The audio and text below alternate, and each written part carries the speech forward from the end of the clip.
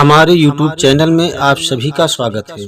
आज हम जानेंगे रक्षाबंधन कब है और क्यों मनाया जाता है और इस त्योहार को मनाने की ऐतिहासिक परंपराएं हैं। यह त्योहार एक पारंपरिक हिंदू त्योहार है जो भारत में बहुत महत्व रखता है। यह त्योहार भाइयों और बहनों के बीच के बंधन का प्रतीक माना जाता है। रक्षाबंधन शब्द का अर्थ ही सुरक्षा का बंधन है।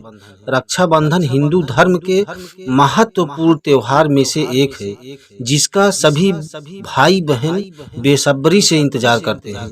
यह त्योहार हर साल सावन माह की पूर्णिमा तिथि पर पड़ता है। इस दिन बहनें पूजा करके भाइयों की कलाइयों पर राखी बांधकर उनके स्वास्थ्य और जीवन में सफलता की कामना करती हैं।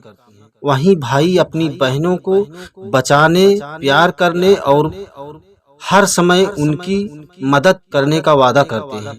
इस साल रक्षाबंधन का पर्व 19 अगस्त 2024 सोमवार के दिन मनाया जाएगा।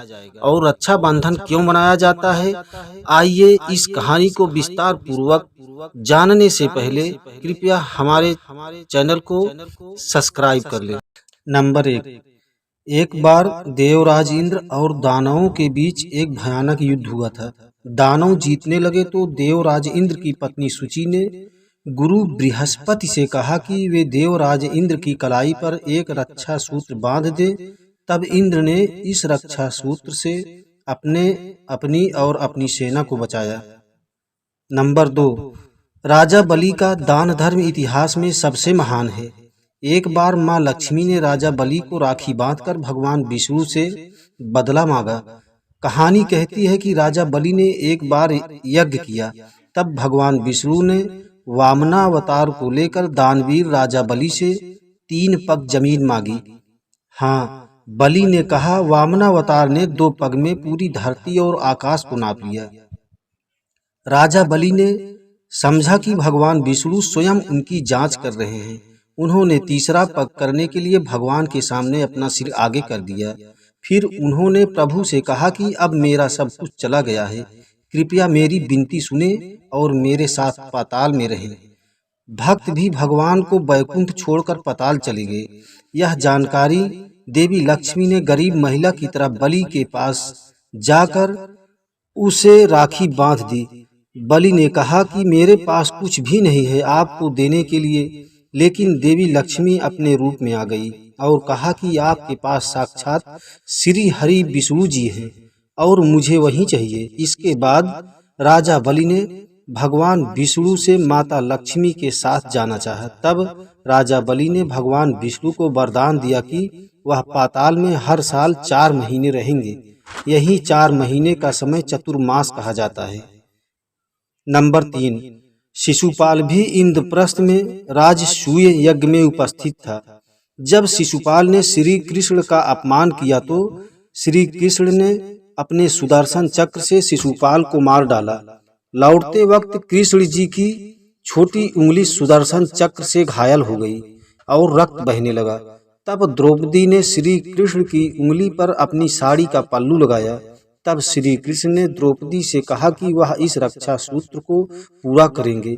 जब द्रौपदी को कौरवों ने चीर हरण किया तो श्री कृष्ण ने चीर बढ़ाकर द्रौपदी की लाज रखी।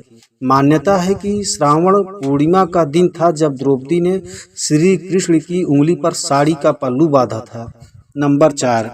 पौराणिक कथाओं के अनुसार यमुना मृत्यु के देवता यमराज को अपना भाई मानती थी। एक बार यमुना ने अपने छोटे भाई यमराज को लंबी उम्र देने के लिए रक्षा सूत्र बांधा था। इसके बदले में यमराज ने यमुना को अमर होने का वरदान दिया। प्राण हरने वाले देवता ने अपनी बहन को भी न मरने का वरदान दिया। तभी से यह परंपरा हर श्रावण पूर्णिमा को निभाई जाती है। मान्यता है कि जो भाई रक्षाबंधन के दिन अपनी बहन से राखी बंधवाते हैं, यमराज उनकी रक्षा करते हैं। नंबर 5। मध्यकालीन भारत यानी राजस्थान से इसकी शुरुआत हुई। यह पर्व समाज के हर हिस्से में मनाया जाने लगा। इसका श्रेय जाता है मेवाड़ की महारानी कर्णावती को। उस समय चारों ओर एक दूसरे का राज्य हथियाने के लिए मारकाट चल रही थी। मेवाड़ पर महाराज की विधवा रानी कर्णावती राजगद्दी पर बैठी थी। गुजरात का सुल्तान बहादुर शाह उनके राज्य पर नजरें गड़ाए बैठा था, तब रानी हुमायूं को भाई मानकर राखी भेजी। हुमायूं ने बहादुर शाह से रानी कर्णावती के राज्य की रक्षा की और राखी की लाज रखी। मान्यता है कि तभी से राखी बंधवाने की परंपरा शुरू हुई। नंबर 6, दरअसल सिकंदर की पत्नी हिंदू शासक पुर को राखी बांधकर उसे अपना भाई बनाया। फिर एक दिन सिकंदर और हिंदू राजा पुरु के बीच युद्ध छिड़ गया। युद्ध के दौरान पुरु ने राखी के प्रति अपना स्नेह और अपनी बहन से किए वादे का सम्मान करते हुए सिकंदर को अपना जीवन दान दिया।